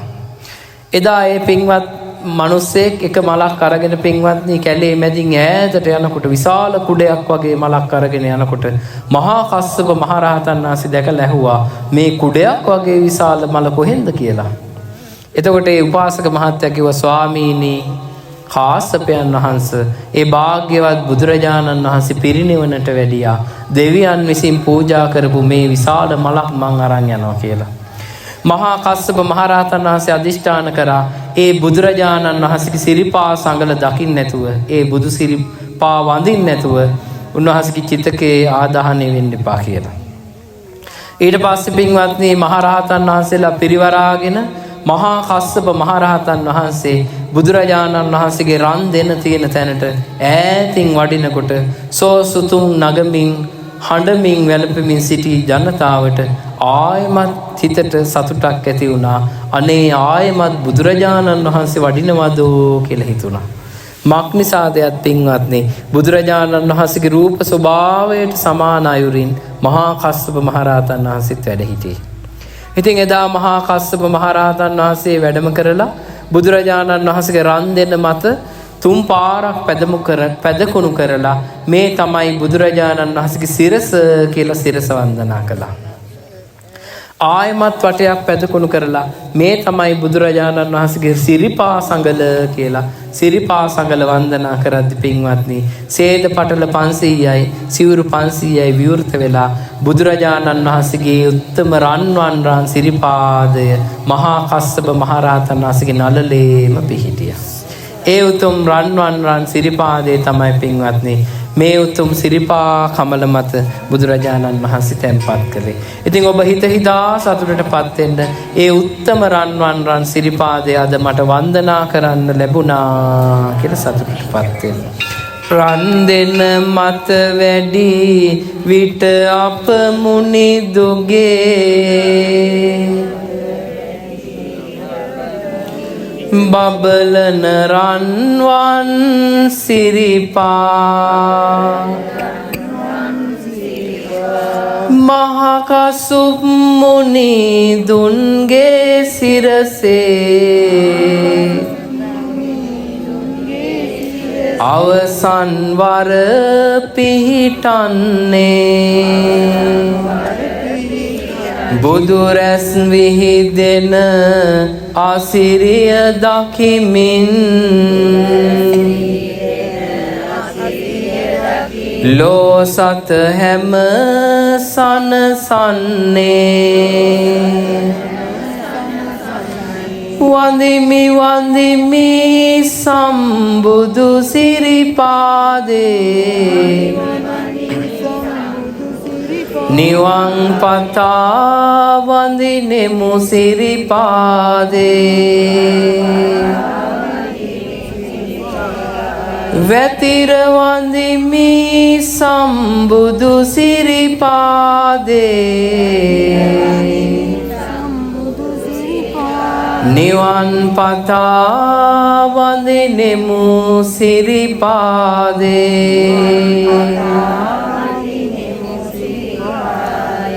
සාදු සාදු සාදු. ඉතින් පින්වත් සියලු දෙනාට ඒ භාග්‍යවත් අරහත් සම්මා සම්බුදුරජාණන් වහන්සේගේ මේ උතුම් වාම ශ්‍රී පාද පද්මේ පිහිට ආරක්ෂාව සිත සැලසේවා. මේ උතුම් සිරිපා කමල වන්දනා කළ පින්බලෙන් අප සියලු දෙනාට මේ අමා මහ නිවන බොහෝ දුර නොවේවා. දහස් ගණන් පියවර තබමින් සිරිපා වන්දනා කළ පින්බලෙන් අමා මහ නිවනම අප සියලු දෙනාට ලැබේවා. සාදු සාදු සාදු.